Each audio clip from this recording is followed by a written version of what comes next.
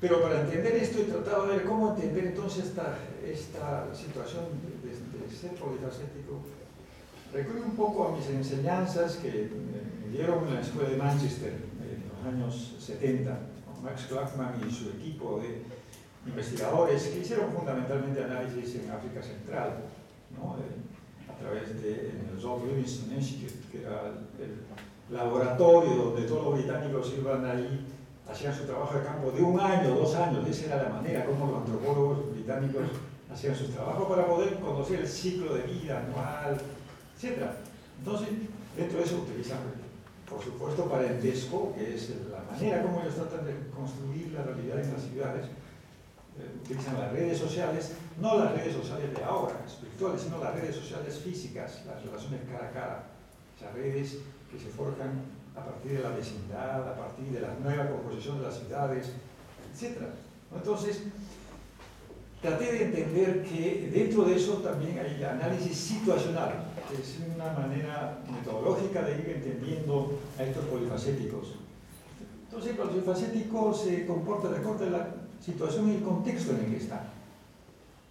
Entonces, lo que tiene que hacer el antropólogo, y lo hace muy bien, es rescatar ese contexto, porque nadie actúa en el vacío, sino en un contexto social, cultural, ideológico, político, y ese captar, antes de ir al individuo y a sus interacciones. Entonces logré entender esto, ¿no?, a través del análisis situacional, especialmente con poblaciones que migraban de las poblaciones tribales a las ciudades, a los centros mineros en el África. Entonces, ese análisis creo que nos sirve. Kyle Mitchell y todo su equipo de Manchester nos explican muy bien esta manera como estos urbanos tienen que moverse, no solamente en términos de espacio físico, cómo es que un migrante que llega a un arenal en la primera generación, ya los hijos ya no están en el arenal, se han movido a la clase media baja, y luego incluso pueden moverse a la clase media alta. Muchos de ellos son, ¿dónde viven? En Surco, en La Molina. Ahí están los nietos de los migrantes. Entonces, hay una movilidad intraurbana, física, que se está dando, ¿no? Y eso le va abriendo otras maneras de entender la ciudad, otras relaciones sociales. Porque entrar a la universidad no solamente es entrar a la universidad, es entrar a una red establecida. Yo siempre les hago recordar a los chicos de la Católica que entran en la Católica porque quieren estar en la Católica, porque quieren encontrar una red. La mayor cantidad de matrimonios son entre estudiantes egresados de la Católica, ¿no? Entonces, sus amigos van a celebrar sus promociones cada año entre ellos, ¿no? Entonces, es una red. Yo creo que es eso, quizá eso puede ser uno de los atractivos de las universidades particulares que son muchos encima, ¿no? Yo armé mi red en San Marcos, yo me vine del Cusco, y mi nueva red era el doctor Kotler, el doctor Matos Mar, la gente del Instituto de Estudios Peruanos Truje, también empezó a ser parte de esta red. Entonces, esas son las redes también que se van forjando. O sea, el tránsito de la tradición a la modernidad va abriendo estas redes, ¿no? Y ahora a eso se añade las redes virtuales, evidentemente, que son mucho más complejas. Ustedes ya son hijos del mouse, ¿no? Nosotros estamos entrampados entre el mouse y la tradición antigua, ¿no?, cuando hacíamos nuestras clases en las pizarras, etc. Ahora eso es tan aburrido para ustedes, jóvenes universitarios. Bien, y son también transnacionalizados. Es un concepto que me gustó mucho, porque la transnacionalidad se utiliza mucho, por ejemplo, en mis estudios, en migraciones internacionales, las familias transnacionales, ¿no? Una madre con Cayo tiene su hija en Italia, el otro está en Alemania, está en Chile, etc., otro está en Lima. Entonces son familias que cada vez la unidad familiar que era local se hace nacional y luego ahora es transnacional. Entonces, estos jóvenes son transnacionales. ¿Por qué? Porque hay una cultura de consumo. Y es importante destacar este tema, la cultura del consumo. ¿Qué consume el polifacético? ¿Cómo consume? ¿Cuáles son sus limitaciones? ¿Son ilimitadas? ¿Puede consumir todo lo que puede? ¿O es que hay un condicionante económico también que se basa en el ingreso de los padres, ¿no?, que de alguna manera condiciona de la manera como ellos pueden Por supuesto, el mercado es enorme en la ciudad, pero no pueden acceder a todos. Muchas veces pasan por la vitrina, hay productos del primer mundo, solamente tienen que mirar. Eso puede producir frustraciones, porque sus expectativas son altas y sus posibilidades de consumo son bajas. Evidentemente eso produce una gran frustración, ¿no?, que puede lindar con algunos problemas incluso psicológicos. Bueno, entonces son transnacionales, pero también son locales. Locales en el sentido que están en un lugar. Son de San Juan de Lurigancho, son locales, ahí viven. La mayor parte del tiempo están ahí, son locales.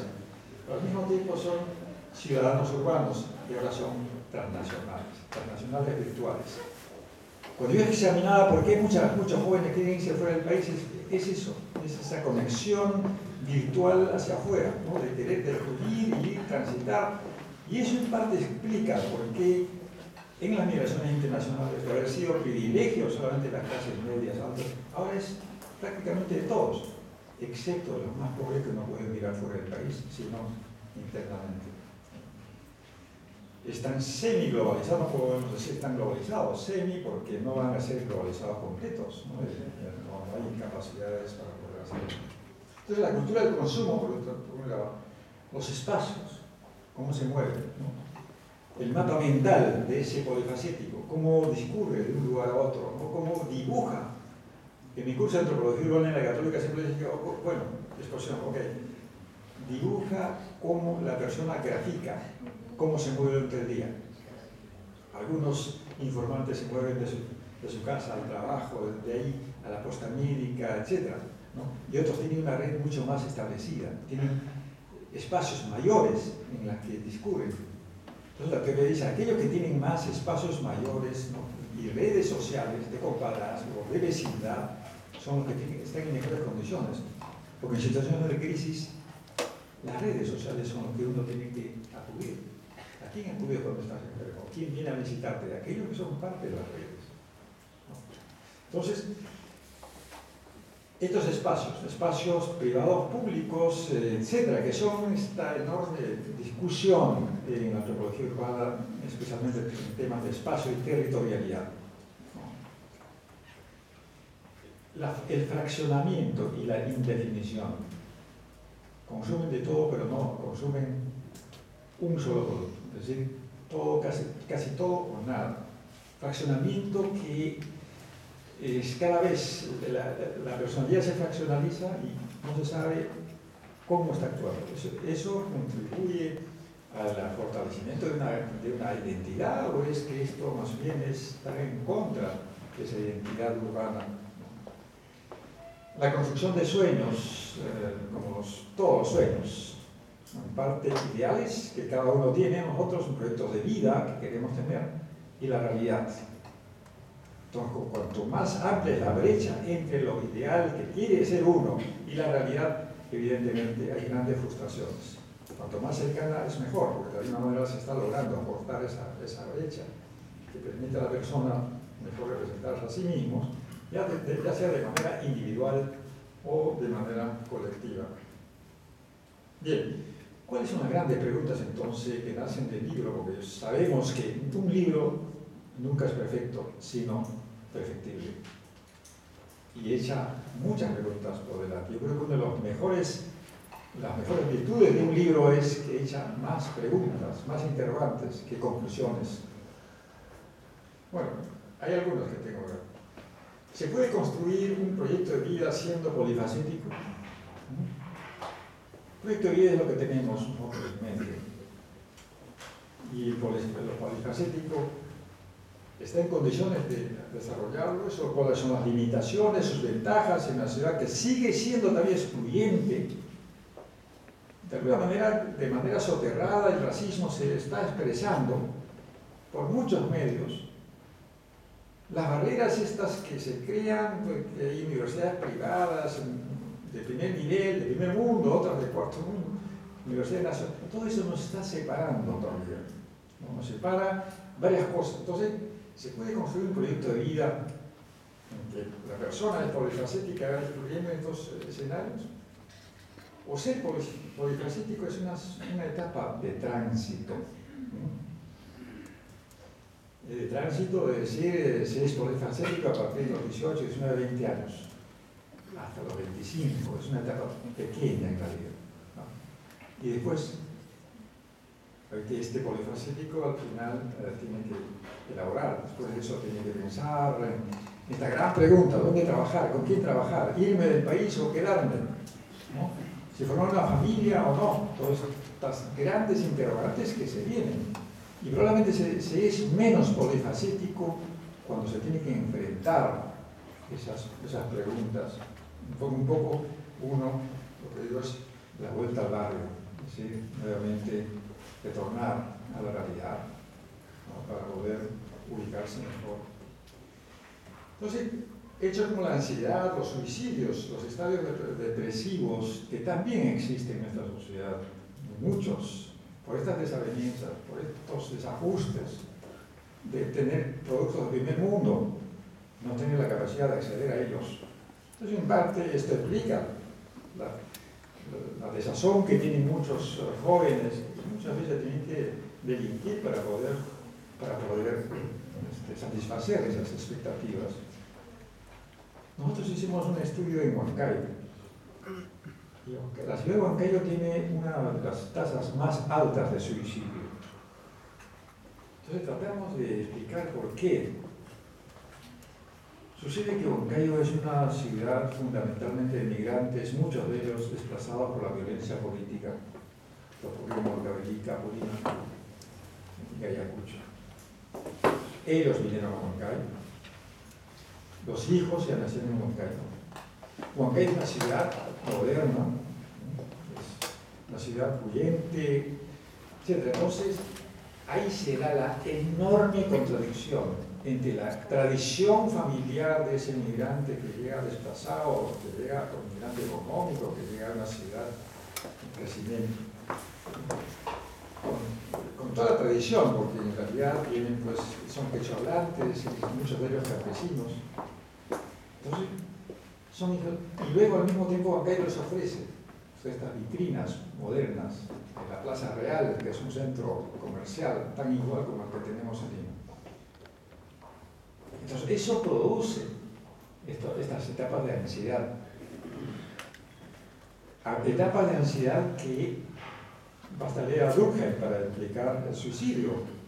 Entonces él dice, son estas situaciones en las que hay contradicciones grandes en nuestra sociedad que finalmente llevan al suicidio. Entonces muchos jóvenes se suicidan por la presión familiar, ¿no? Y la presión también del mundo moderno que le ofrece estos nuevos productos. Entonces, no puede acceder entonces al producto, entonces hay una lucha enorme, interna, dentro de la familia. Las familias son disfuncionales porque no hay ese seguimiento de la primera, segunda, tercera generación, no hay esa coherencia, sino hay rupturas, especialmente en los últimos tiempos. Eso es una de las características de nuestras grandes ciudades. Las rupturas generacionales son enormes, justamente por esta lucha de entrar y salir de la modernidad. Entonces, luego, una manera de evadir es ser polifacético es una manera de evadir la misma realidad y sus responsabilidades. A veces también es importante destacar qué responsabilidades tenemos en la ciudad que es tan grande. La misma ciudad es polifacética y nosotros somos un poco los hijos. Nosotros mismos no tenemos que ver a los polifacéticos como estudios de caso. Nosotros mismos somos polifacéticos, ¿no? Entonces, ellos son jóvenes virtuales, es decir, están más en la virtualidad, o en la realidad, de vuelta al barrio. Hay que retornar nuevamente a la realidad. Finalmente, hay un libro que quizá académicamente no es muy bien logrado, pero sí ha concitado mucha atención, especialmente de los analistas de las clases sociales. Rolando Arellano, que es un psicólogo que trabaja en Centrum Católica, tiene una compañía de marketing, él es psicólogo, y utiliza mucho lo que nosotros en antropología y sociología hablamos, ¿no? Y él, a partir de eso, ha formado una empresa relativamente exitosa y ha publicado un libro